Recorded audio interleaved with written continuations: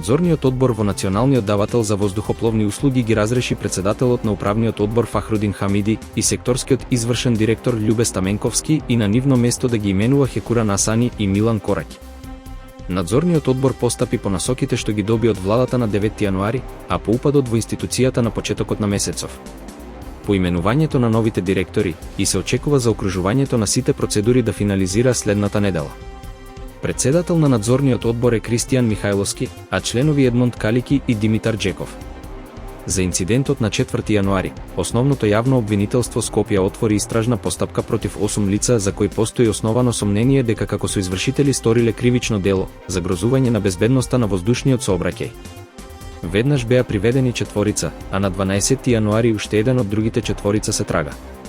На приведените им е определена мерка куќен притвор.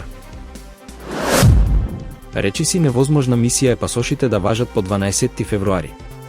Ова е заклучокот од ставот на министерот за надворешни работи Бујар Османи. Според него, грчката страна има разбирање, но обврските од меѓународниот договор остануваат.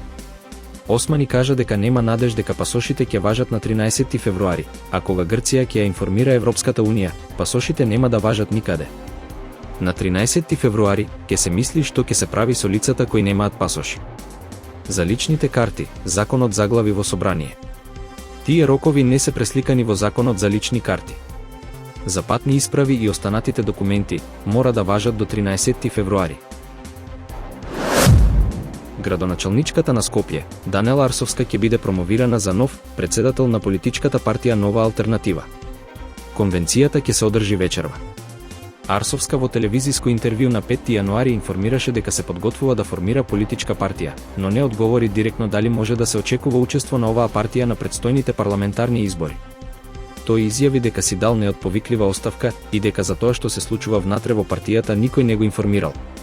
Од 2008 година досега Нова алтернатива со исклучок на изборите во 2014 година е во коалицијата предводена од Социјалдемократскиот сојуз. Со 2 законски предлога кои вчера ги утврдила владата се очекува напредување на системот на средното образование. Се воведува стручна матура и влезен академски испит. Незадоволителните резултати од PISA тестирањето и повеќегодишните дебати за реформирање на државната матура резултираа со нов предлог на закон за средно образование и нов предлог на закон за стручно образование и обука. Според предлогот, по завршувањето на последната година на гимназиското образование, учениците полагаат државна или училишна матура. По завршувањето во меѓународна програма за средно образование учениците полагаат меѓународна матура или државна матура, а учениците во стручното образование со 4-годишно траење полагаат стручна матура. Учениците во стручното образование со 2-годишно, односно со 3-годишно траење, учениците полагаат завршен испит, а учениците во средното уметничко образование полагаат уметничка матура. Концепцијата за испити на крајот на средното образование ја изготвува Државниот испитен центар, а на предлог на Државниот матурско-академски одбор ја утврдува министерот. Во предлогот се посочува кои ученици ќе полагаат приемен испит за упис на факултет, односно влезен академски испит. Овој испит ќе го полагаат учениците кои сакаат да го продолжат образованието на високообразовните установи.